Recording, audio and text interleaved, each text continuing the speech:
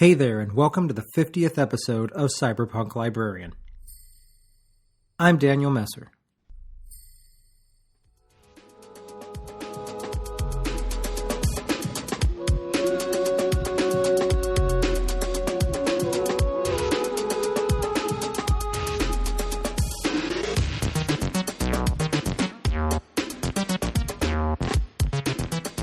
I knew I wanted to do something special for the 50th episode of the show, mostly because I never thought I'd make it to 50 episodes. In the last 3 years, the show has grown and changed and, I hope, gotten better over time. I've got plenty of ideas for future episodes, and I have new things that I really want to try. Really, I want to keep things fresh, and most of all, I want to keep the audience interested. So hey, welcome to episode 50. If you've been listening for a while, I can't thank you enough for sticking with me for this long. And if you're brand new, well, hi, I'm glad you tuned in, and I have a special treat for you. Indeed, I think I have a treat for all of you.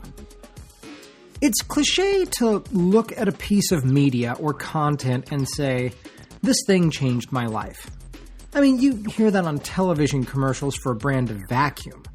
How many things can you look at in the world of books, movies, music, and culture and say, this changed my life, and actually mean it? I'm just as guilty of this behavior because I've literally used these words in this way to describe a delicious tea that I recently discovered. Seriously, Earl Grey Jasmine? That's where it's at.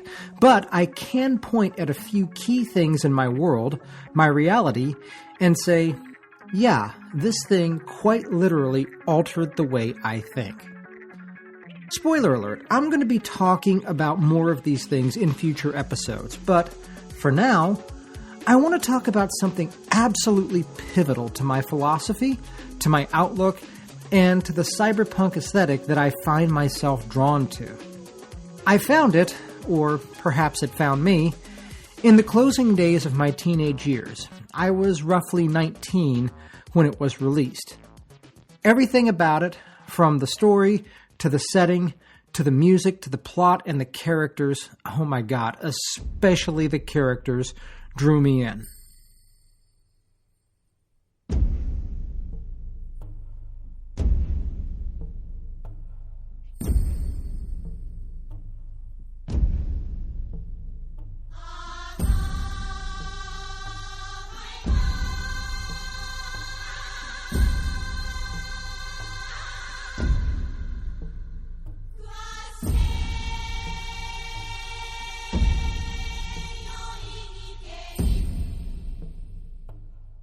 So this time around, let's talk about Ghost in the Shell.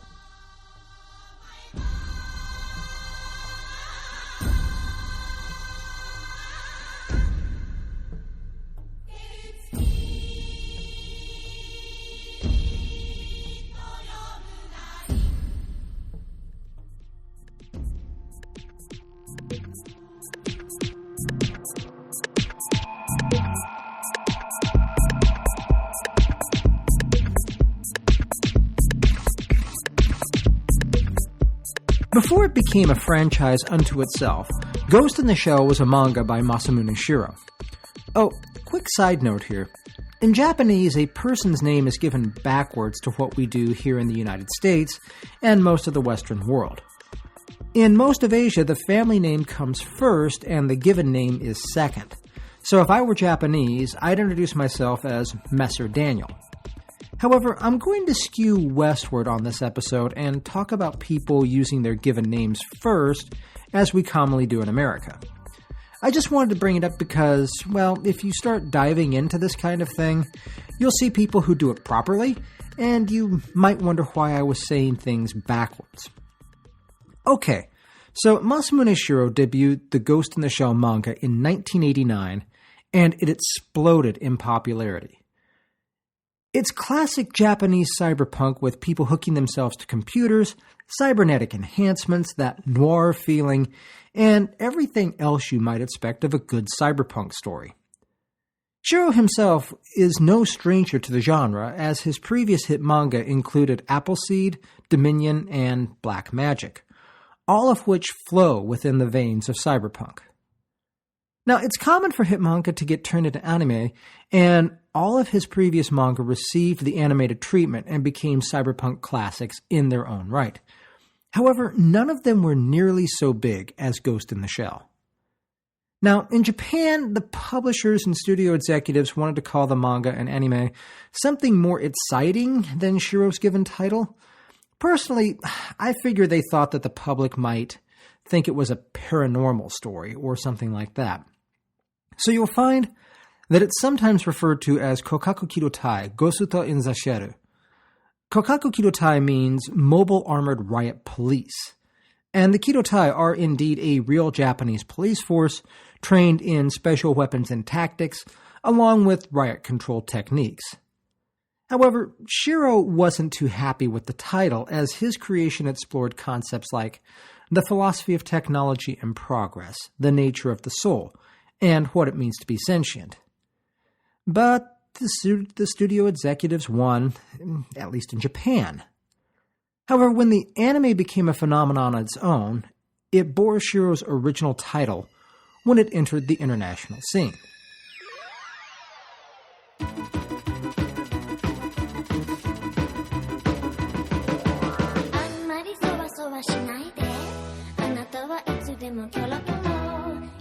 The anime was released in 1995 to wide critical acclaim that spread outside Japan as soon as international critics were able to see it. The director, Mamoru Oshii, was himself an acclaimed leader on anime that are now recognized as classics in this media. From Belle and Sebastian to Urusa Yatsura, Oshii was in top form when he took on the project and delivered yet another classic to the anime and cyberpunk communities alike.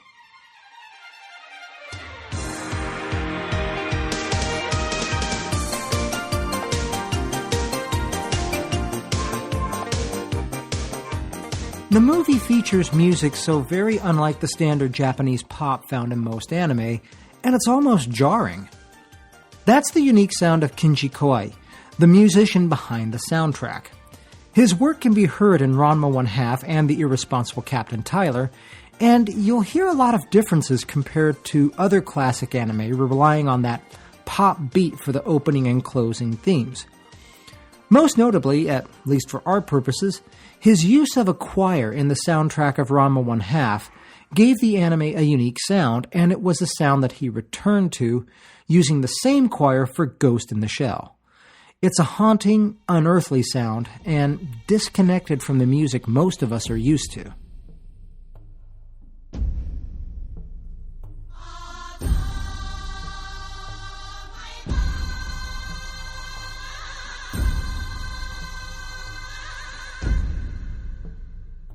The music is, to me, such an integral part of the anime that I cannot easily look at still images and keep it out of my mind. As a musician, I have music in my head constantly. This isn't a problem, I swear, because it's been there for years. Sometimes it's my music, songs I'm thinking of recording, songs by other people, and so on. It's normal for me to be bouncing my head and doing a bit of chair dancing, even when I'm not wearing headphones and there's no music playing. There is always music, and sometimes that music is keyed off what I'm looking at. And if I'm looking at anything from Ghost in the Shell, I hear Kenji Kawai.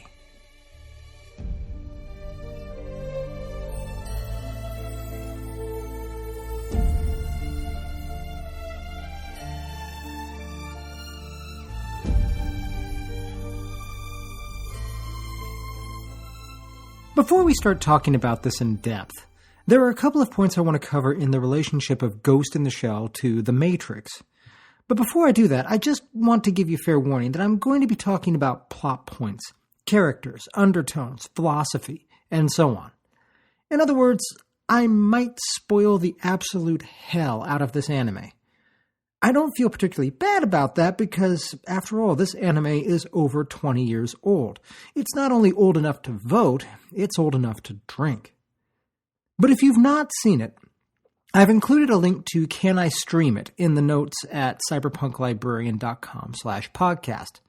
Can I Stream It is a website that'll tell you where a given movie is available online for streaming or digital purchase.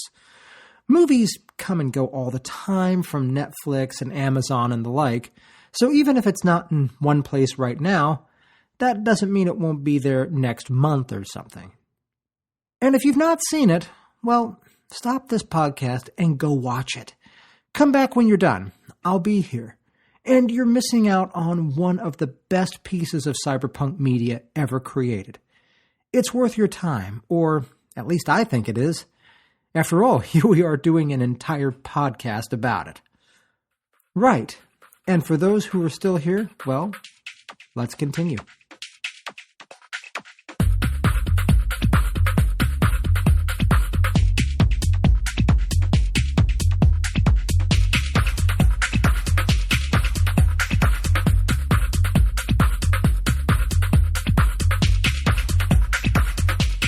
If you've ever seen The Matrix, then you've seen the influence of Ghost in the Shell. At the time, Wachowski brothers, who have both since transitioned genders and become the Wachowski sisters, literally showed the anime to studio executives and told them that they wanted to make that, but for real. If you've not seen The Matrix, then hit those show notes again. I've included another link to Can I Stream It, so you can find that too. Or you can just try your local library for both or either of them, because they might have them on Blu-ray or DVD. Hey, I'm a Cyberpunk Librarian. Of course I'm going to tell you to check your library, obvs. Now, if you haven't seen either The Matrix or Ghost in the Shell, and you're listening to this podcast, I mean, what is wrong with you? I can't even. Just go watch them, okay? Just go watch them. Believe me, I'm not going to knock The Matrix because I love that movie too. I'm just going to talk about the massive influence Ghost in the Shell had upon it. We're going to try a little thought experiment, okay? This will only work if you've seen The Matrix, but that movie is almost old enough to vote, so I'm hoping you have. So, don't do this if you're driving, for reasons that will become clear, but I want you to close your eyes. If you're driving, don't do that. That might be a bad idea. But if you can close your eyes, do that. And I want you to picture something from The Matrix, and I'm talking about the one released in 1999. As the Comic X KCD said, it's a pity they never made any sequels to it. So think of that movie. Picture a scene in your head, okay? Got it? Right, that scene was influenced by Ghost in the Shell. Period, done, end of statement. We conclude this podcast, and thank you for listening. No, not really. But I am serious about the influence. I bet a lot of you pictured something like the green code that flows down the screen, especially on the walls after Neo learns to see within the Matrix. You know what I mean, the green text that's a mixture of letters, numbers, and, tellingly, Japanese characters. The opening credits of Ghost in the Shell do this. I mean, they're almost exactly like this. The very essence of the Matrix itself is lifted straight from the opening credits of the anime. Maybe you pictured Carrie-Anne Moss as Trinity. Funny that, because Trinity looks a hell of a lot like the main character of Ghost in the Shell. That's not an accident. Trinity is a strong, capable woman who can handle herself and others with grace and power. And as we'll soon find out, so can the Major. As a final point, the chase scene where Neo is running from the agents, especially that part where he's running through a street market, that is in places a shot-for-shot transfer from Ghost in the Shell. The reason I bring all this up is because there is an unsurprising bit of controversy here and there about whether the Matrix rips off Ghost. When does it cease to be influenced and fall into the realm of plagiarism? I don't know the answer to that myself, but I believe The Matrix is as free and clear as it is, from the influences of William Gibson and Neuromancer. And there's lots of influences there, too. The entire reason a genre exists is because you have a collection of things that share a great deal in common with each other. People plugging their brains into a virtual world, epic fight scenes, cybernetic enhancements, darkness, pollution and decay, squalor and splendor side by side. This isn't just The Matrix or Ghost in the Shell. This is Blade Runner. This is Strange Days. This is Johnny Mnemonic and Free Jack and Max Headroom and Armitage III. This is Cyberpunk. The Matrix and Ghost in the Shell tell utterly different stories from different points of view. The Matrix is about rebels and a sort of messianic complex, and Ghost in the Shell is about cops and the nature of life, as we'll soon see. For all of their similarities, there are plenty of differences. Of course, there's borrowing and appropriating and influence. If we were talking about movies where people carry six-shooters and ride horses, we've ceased to talk about cyberpunk because we've ceased to have anything in common with the genre. Unless, of course, we're talking about the Adventures of the Galaxy Rangers, because in that, there are people riding horses and carrying six-shooter-like weapons. Except the horses are equioids, and the cowboys and one cowgirl are cybered up. See? We can have Western and cyberpunk and not steal anything from anyone. Even though one of the characters is obviously Clint Eastwood and another is obviously Burt Lancaster.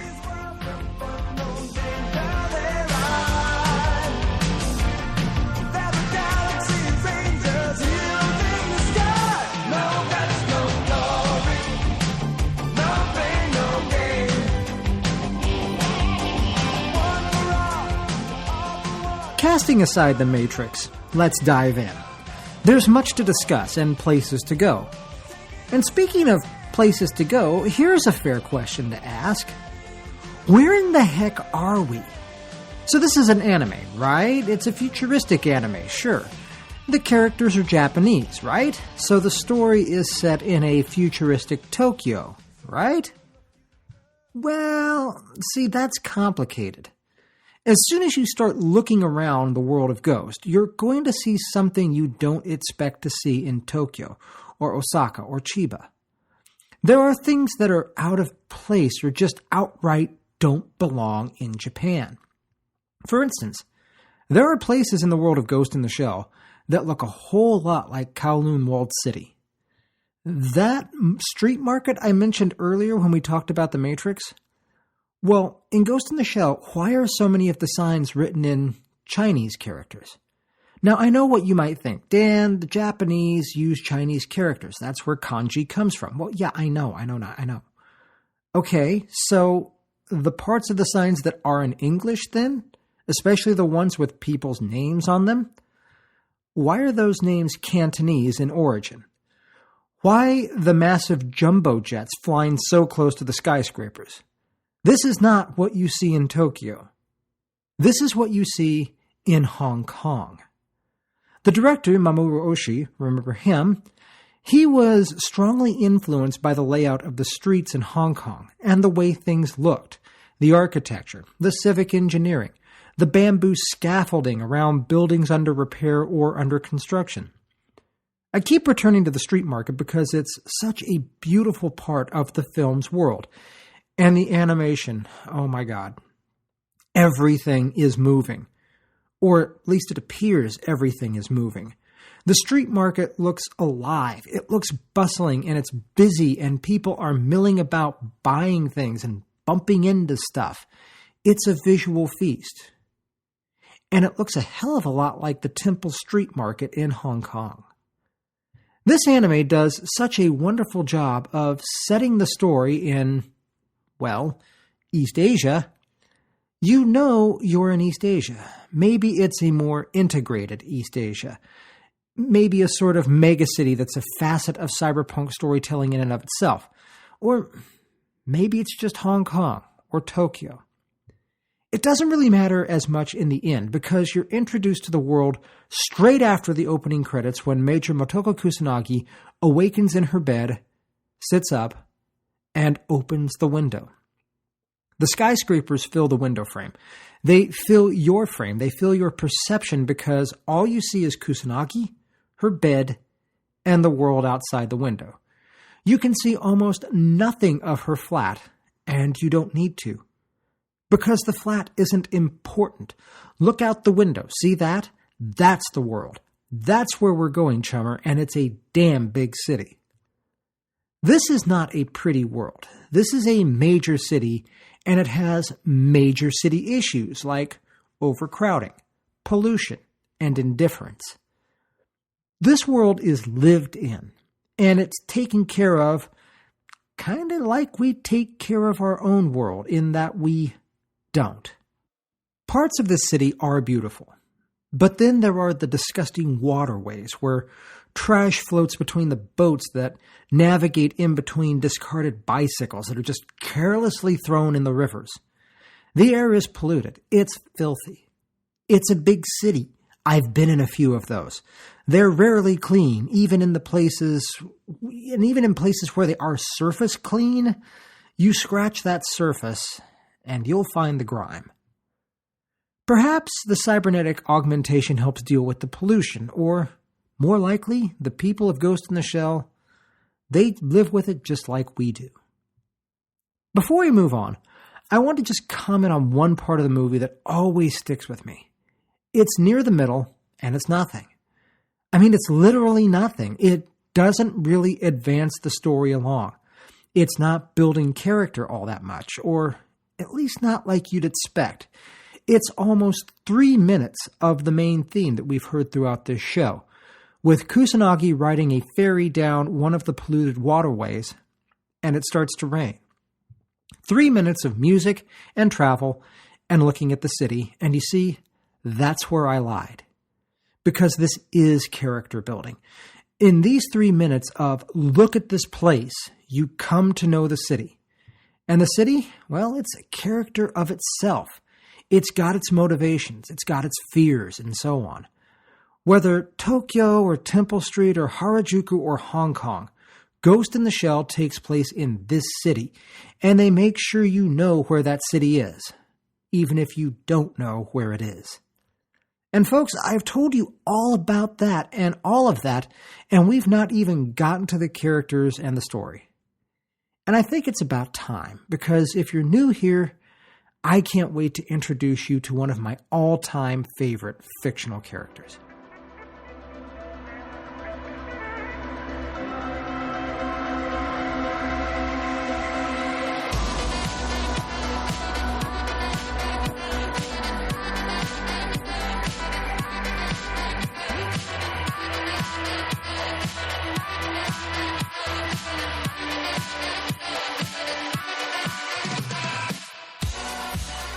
Ghost in the Shell is, to me, Major Motoko Kusanagi.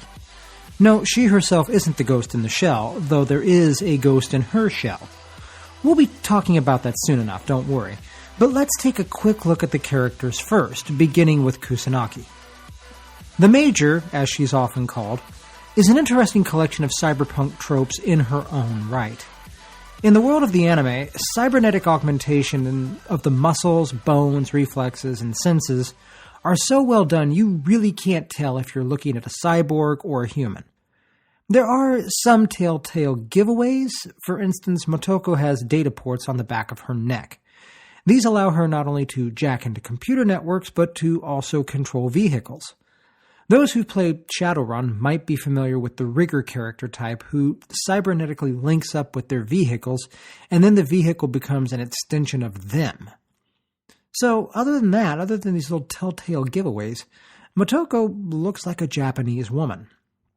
Well, we need to roll that back a little bit too. See, Motoko Kusanagi presents as female. Her character is such that she's female, but not feminine. She's tough, not tomboyish. She's womanly, not girly. While she has a certain fashion sense about her, she really dresses for utility and comfort. She's confident and intelligent. She's her own person. Motoko rarely blinks, and that's a choice she actually makes because, well, her eyes are cybernetic. She doesn't have to blink. Even when bullets are flying and things are exploding, her eyes are wide open. But she's atypical in that she sees her body almost as if it were a commodity. Just like she's a little bit detached from it. There's a scene where she's on a boat with her co-worker and friend, Bateau. We'll talk about him later.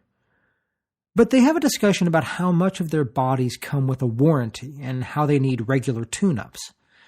In the previous scene, she's gone diving, literally strapping on scuba gear and sinking into the water to a place where she can achieve some neutral buoyancy and just sort of hang at a given depth. But keep in mind, her body is largely cybernetic. It's completely cybernetic. If her floats fail, if anything goes wrong, she'll drop like an anchor to the bottom.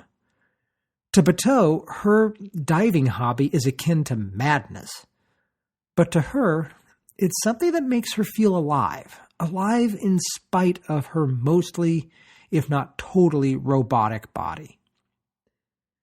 After a short argument with Bateau, she changes out of her diving suit, undressing with inside of him.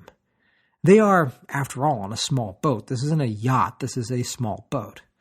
There aren't many places to go.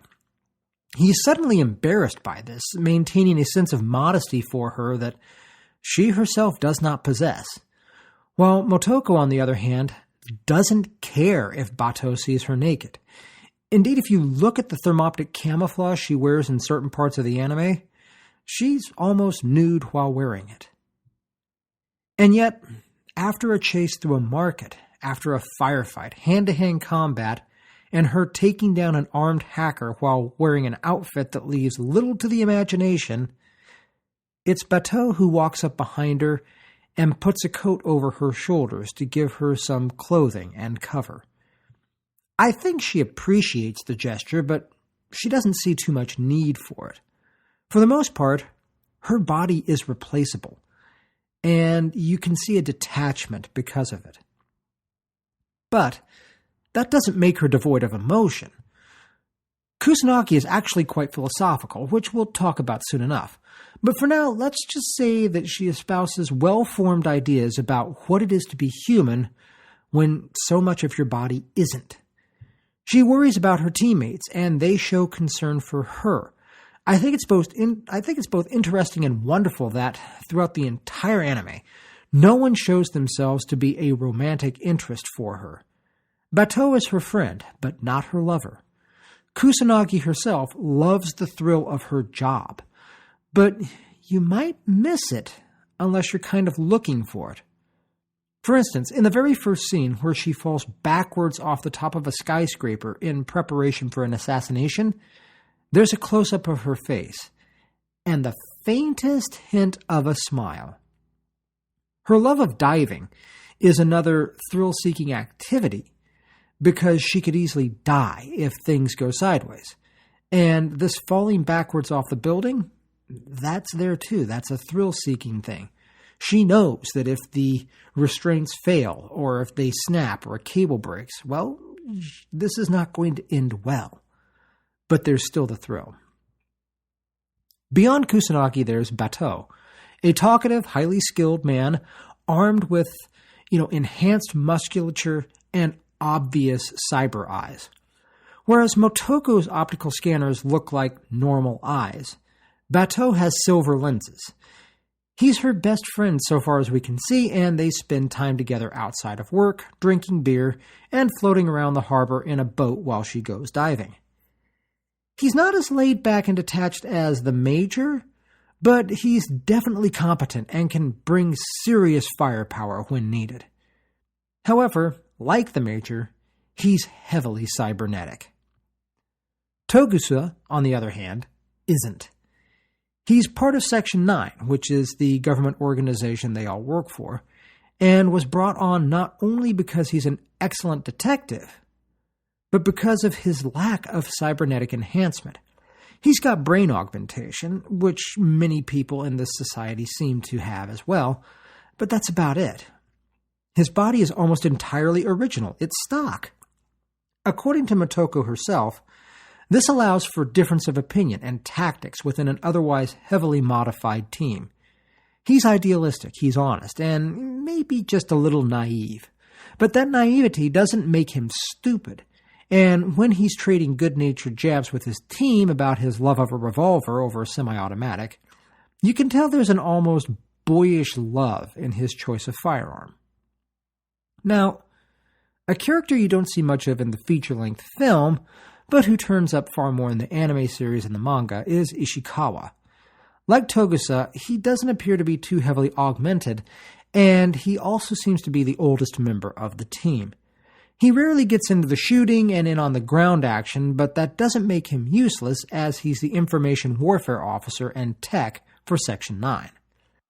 Unlike the more action-oriented members, you might say, he's kind of unkempt. He's got a kind of a scraggly beard and uncombed hair. But when it comes to handling information and getting things out of computers, well, he's the guy for the job. Finally, Chief Aramaki, the head of Section 9. He's obviously the one in charge, and the rest of the team takes their orders from him. While he's a no-nonsense leader, you can tell he's got an affection for his staff, which they return by playfully calling him the Old Ape in other parts of the Ghost in the Shell franchise. However, he's put his job on the line before to protect his team, and he's used his influence to ensure the continued operations of Section 9. Like Togusa, his only enhancement is a cybernetic brain. Now there's your cast and supporting characters. But if you take away one thing from all of this, it's that Motoko Kusanagi is really the star of the show and the main character in the entire series. I could do an entire show on her alone, and who knows, maybe I will. But up to now, all I've done is set the stage for you. I don't want to do a point-by-point guide to the plot because, really, you should just go watch the movie for yourself. It'll be far more enjoyable than me going through the plot bit by bit. The plot is a tightly written, action-packed, and perfectly paced story about hackers, government corruption, the nature of life, and power struggles over the most precious thing in our modern world. No, I don't mean money. I mean information. No, instead of talking about the plot, what I want to do is talk about the cyberpunk philosophy and the tropes within the anime, because I think those are the most fascinating part of the entire thing. Remember, cyberpunk itself is a subgenre of the overarching genre of science fiction, and it's part of science fiction's job to predict the future. Since Ghost in the Shell is over 20 years old, we can get some measure of its accuracy.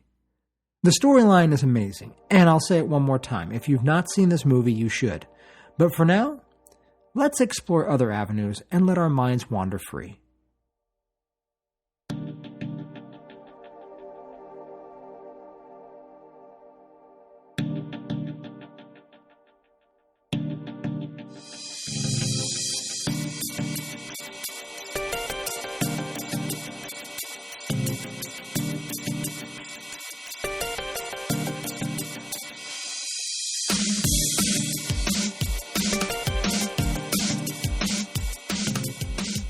The movie opens with an iconic scene of the Major carrying out what is essentially an assassination of an ambassador who is offering political asylum to someone Section 6 doesn't want to let out. Yes, I said Section 6, not Section 9. At first, the opening scene seems a bit disconnected from the rest of the film, and it is a glorious display of sexiness and violence that ensnares the viewer before the opening credits even roll. The sexiness comes from the fact that Motoko is wearing a thermoptic camouflage outfit and appears almost naked while doing so. The violence, well, that comes from the assassination of the diplomat. The real story here is who the diplomat is so ready to help. He's a programmer, and it becomes clear later on that he's working on a top-secret project for Section 6 that went off the rails in the most dramatic way possible. Section 6 tries to stop it. They want to keep this from happening, but the diplomat gets to the programmer first, and so they ask for help from Section 9 so they can keep their hands clean. See, you have to realize that Section 6 is an organization dealing in foreign and domestic criminal intelligence, while Section 9 is more of a counter-terrorist agency. I don't know if it was an intentional thing, but I find it interesting that these two agencies, who are often at odds with each other, use the numbers 9 and 6, which can be flipped 180 degrees to make each other's number. But right here, we have our very first tick on the future and philosophical meters. Because I want you to think for just a moment. Does the idea of a computer programmer, a hacker, say, running to another country to seek political asylum sound at all familiar to you? It might, because while Ghost in the Shell predates Julian Assange by 18 years, the stories share strong ties to each other. A programmer has sensitive information and is attacked by the government to stop them from releasing it to others. This is the story of Julian Assange. This is Edward Snowden. And I'm willing to bet that this is a story you're going to hear more of in the coming years. It's often the case that rabble-rousers, speakers of truth to power, and intellectuals seek asylum from their governments at home. It happened with Einstein, with the Dalai Lama, and Fang Liji. But I already gave away a reason why you're going to see more programmers, more IT professionals, and hackers. More than ever before, these people seeking asylum from their countries. Information. We live in a world where money and information are inseparable, and that is also the world of Ghost in the Shell.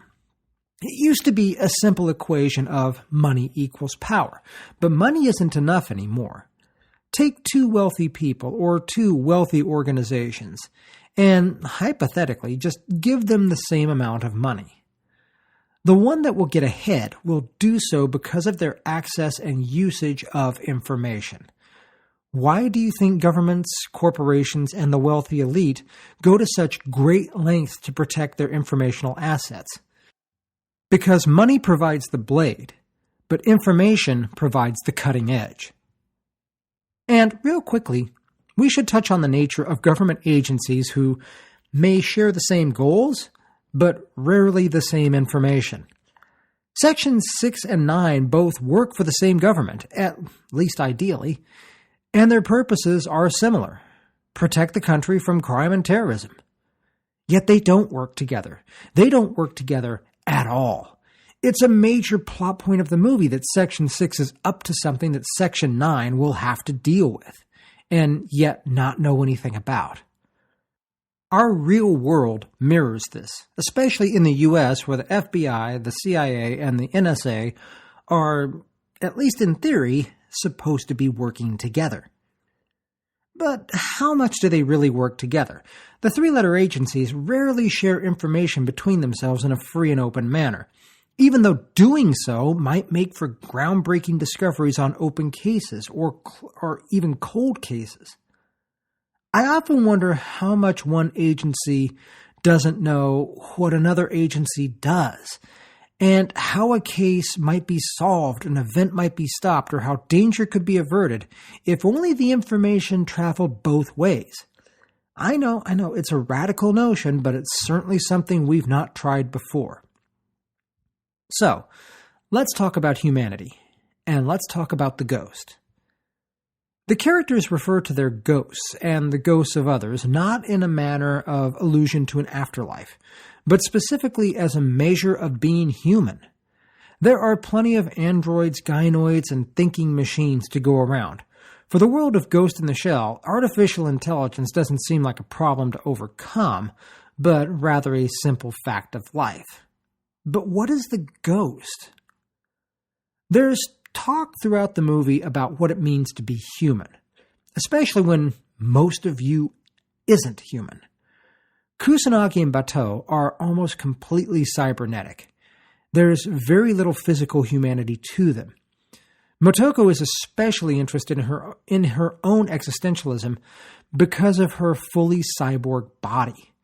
She speculates freely that her memories of once being fully human and made of flesh could easily be false memories implanted in a cybernetic brain to cope with the fact that she was created, not born. She even questions the existence of her ghost and what makes her so sure that it's real, even though she believes it to be real. That's when you realize that ghost in this context means one's soul. At the very baseline, the thing that makes something human, even if the body is state-of-the-art technology, is the presence of a soul. Yet the Major doesn't fully set that as the only indication of humanity. She has a quote, "The thing that makes me feel human is how I'm treated." This is very much in the vein of cogito ergo sum, I think, therefore I am. In other words, if something is treated as human, that also serves as a marker of its humanity. When you get down to it, Motoko and Batou, and others, I'm certain, are simply high-tech, sophisticated robots who were once made of flesh. Yet they're treated as if they're human, and that's part of why they are human. Yet, the ghost is different from consciousness. It's just as a soul is different from consciousness too. One could say a person in a coma still possesses a soul, but they are obviously unconscious. Motoko has thought about this, and you can tell she's drawn her own conclusions. She says, "I collect information to use in my own way, all that blends to create a mixture that forms me and gives rise to my conscious." After she says that, there's the sound of a distant gong, or perhaps bells, and that's not an accident. That's punctuation. Elsewhere in the movie, Batou echoes the sentiment in a much more concise way. Quote, "That's all it is. Information." Unquote. Motoko is correct in her skepticism of her own ghost and consciousness, because in a reality with cybernetic brains, Batou is right. All it is information. And being able to hook your brain into the net means that your brain can be hacked, and with it, your ghost. Ghost hacking is particularly nasty, and not only because people can be made to do things that they normally wouldn't, but also because their memories can be erased and overwritten with new ones, or simply erased without knowledge of the victim. After all, think now. How often do you remember aspects of your childhood? Sure, you can call them up at will, and you probably did just now because I brought it up.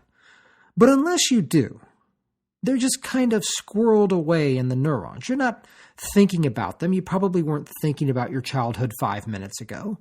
Maybe you were thinking about it 5 days ago or something like that. But if you're not thinking about them, where are they? And what if you never bothered to think about them again? Does that mean they're gone? And if they're gone, would you notice? After all, if you weren't thinking about these memories before, they weren't there for you to ponder upon. What if they were never there again? Would you notice that? When the very essence of your humanity and your soul and your consciousness can be compromised by a hacker, what does it mean to be human? And more importantly, what does it mean to be you?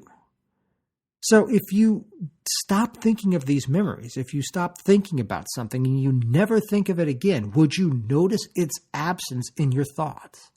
And this is the nature of ghost hacking, where a thought, a memory can just be overwritten and you don't remember it anymore. Yet you're doing things that you would never do because suddenly you have new memories that are fake. So, okay, finally, and yes, we are coming on a finally here, let's talk about bodies. Let's talk about sex and cyberpunk. Now, you'll notice that Motoko Kusanagi and Batou have quite the fan following, not at least because they're physically attractive characters. However, if you're unfamiliar with the entire franchise, you might not know that their manga versions are almost completely different than their anime personas. Mamoru Oshii wanted to do a more gritty, realistic story than the manga presented. So he made some changes here and there, took a little artistic license. See, in the manga, Kusanagi doesn't fit my earlier description of presenting as female but not feminine. Not at all. As it happens, the mangaka and creator, Sheru Masamune, is into the more erotic side of manga, sometimes called hentai. And that's why the major in the manga is openly sexual. She has a boyfriend. She also has sexual relationships with female cyborgs. Indeed, the sex scene with her and the other gynoids, yes, plural because this is a threesome, is quite explicit, and it just sort of comes out of nowhere. So this sort of answers the unasked question of, If a body is fully cybernetic, is sex still possible? At least according to Sheru, yes. The Major's bisexuality is hinted at here and there, even in the trailer for the new live-action movie starring Scarlett Johansson. And in the later parts of the anime series, she has flings and relationships with others. But not here. Not in this film. The sexuality in Cyberpunk is a topic for a show all on its own. But I wanted to bring it up here because it serves as a counterpoint to the almost asexual nature she presents in the film. Oshi seems almost to call attention to this in a scene where she's traveling down a waterway on a boat. This is during that 3 minutes of nothing that I told you about, where it's just the city and her traveling somewhere on a boat. She's going between the steel canyons of skyscrapers and buildings, and she looks up. And in a coffee shop located a few floors up in a building, there's another cyborg who looks exactly like her. They gaze at each other in a way that denotes a connection and a shared feeling, perhaps from a dream, where each knows that, of course, there are other models of cyborg out there who look like they do, but yet aren't them. And then the moment passes, and Kusanagi and her industrial twin move on with their lives. I just want to plant a seed here for you. And when you get a moment, think about it for just a few minutes. What if you bumped into someone on the street who not only looked like you, but was actually made from the same parts? How do you react to something like that? Motoko's air of distancing herself, at least in the movie, has a realistic feel to it because, while you may have found someone who looks like you, speaks in a similar voice, and is made from the same parts, perhaps even in the same factory or institution, they're still not you. There's a uniqueness there, and it all comes back to your personal consciousness and your own soul, if we can assume the soul exists. Why would you be unique from that doppelganger? Well, for the same reason Motoko isn't the same as the cyborg she sees in the coffee shop above her. Because of the information that is created in your consciousness and becomes your consciousness, information that is different from theirs. As Bateau just said, that's all it is, information. Keeping in mind that to the Major, her body is a tool, we can start to envision some of the disconnect she experiences from her physical form. When you break an arm, you need the bone to be reset. You need a cast. Maybe you need surgery, probably some physical therapy, and so on. When the Major breaks an arm, she simply gets a new one. When you're no longer inconvenienced by things such as excruciating pain and healing time, then, when major parts of your body are replaceable, what risks might you take that you would never even think about doing now? There's a bit of body horror in Ghost in the Shell, but not the kind that you would see in a slasher film. While cyborgs seem to feel pain, the pain is an indication of something wrong, almost like a flashing light on your car's dashboard.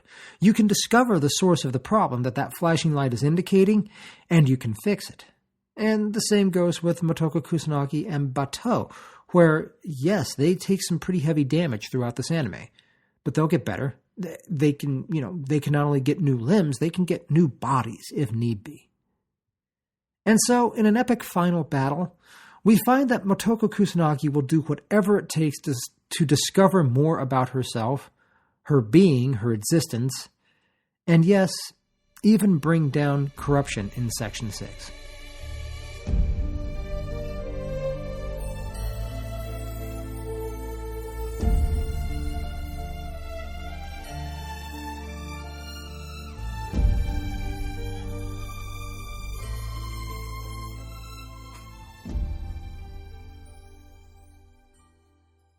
Ghost in the Shell isn't just a cyberpunk movie. And it's not just an action movie. This is a movie about discovery, self-discovery. Motoko's existential angst is a plot point in and of itself, though it's buried below some fantastic action and beautiful animation. It's a look at what it means to be human and how we perceive humanity and, with it, sentience. Cyberpunk has a knack for taking us into the future while holding up a mirror. And while we may not be as close to cybernetic body parts as we might like, we are getting closer to an AI that may have some level of sentience. Some of the best minds in the world and some of the richest people are working on not just artificial intelligence, but also the guidelines for its use. What happens when you create something that's smarter than you are, and even smarter than humanity? Or, at the very least, what happens when you create something that can process data and make decisions faster than any human brain? How do you deal with that? How do you hook it to the net? Do you give it free rein over the vast amounts of human knowledge? What happens if you do? Or what happens if you don't?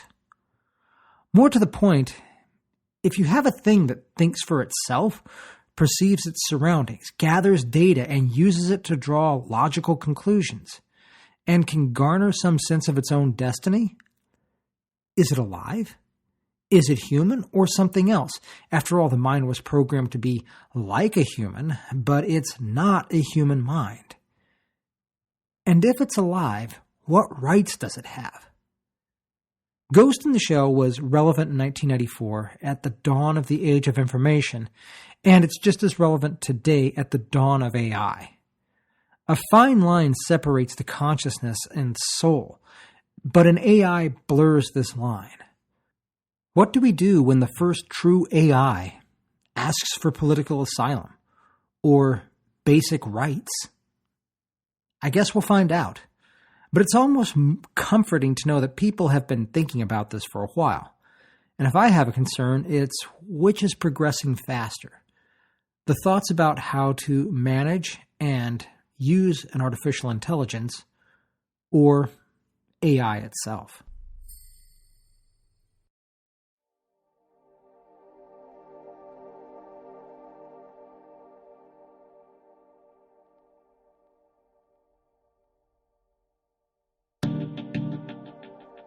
And that wraps up the 50th episode of Cyberpunk Librarian. Can you believe this? Because I totally can't.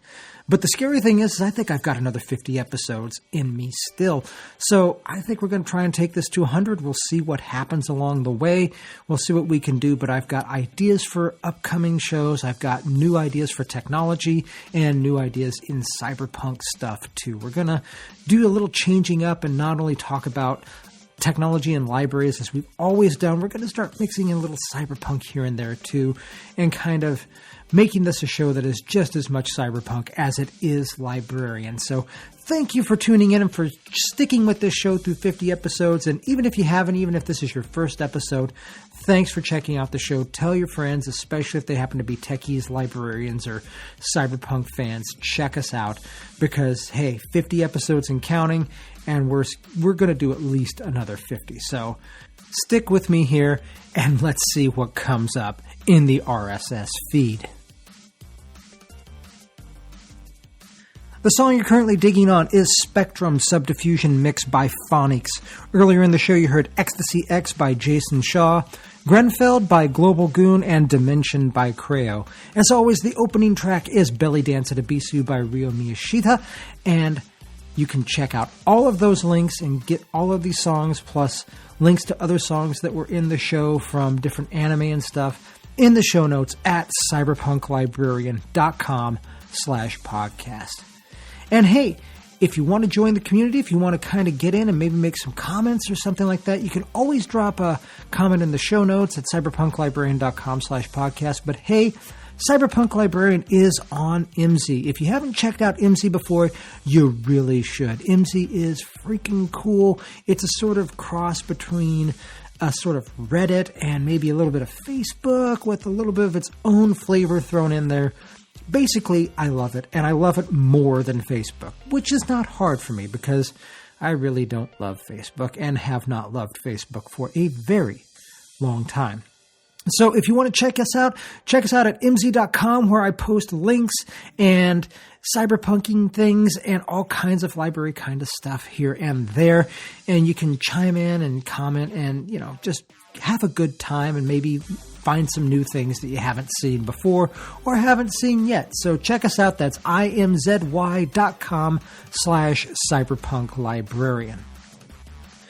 Cyberpunk Librarian is hosted by the Internet Archive at archive.org. You should really check them out. They've got some great content, and they could also use your help and your donation as, well, without getting into the politics of the situation are pretty lousy here in America right now. So they're trying to basically make an entire copy of the Internet Archive and put that copy in Canada, where it might actually be a little bit safer than it is in America.